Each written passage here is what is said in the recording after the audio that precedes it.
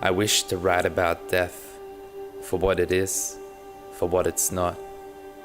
Firstly, I should say our concept of death does not exist.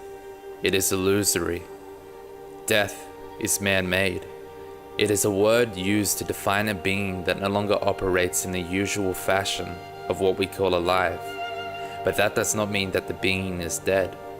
No, you see, death is just a part of life.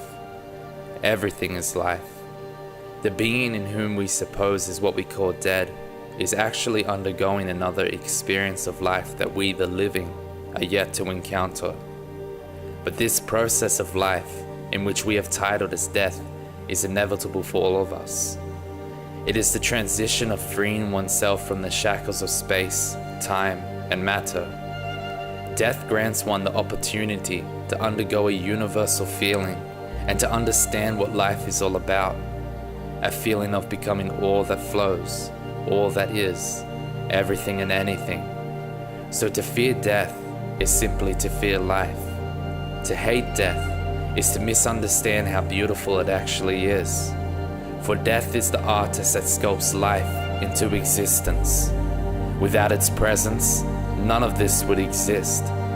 So a mature attitude towards death is to embrace it, to love it. For with such an approach and understanding, one can begin to truly live, to truly appreciate and see the art of death, which is life, and realize that they imply one another. You cannot have one without the other. You need the artist to produce the art for there to be any artists at all, for they are one process. And with this understanding comes such delight. You'll begin to feel something like weightlessness, not held down by the worrying of dying, of ceasing to be, but realizing that death is an importance of life, of beauty, of love, of experience. It shapes who you are to this very second, psychologically and physically.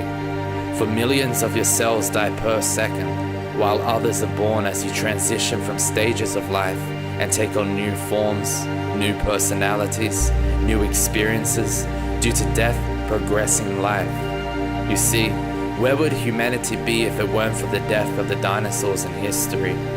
It's as if death links in with time and is the cause of the concept of time.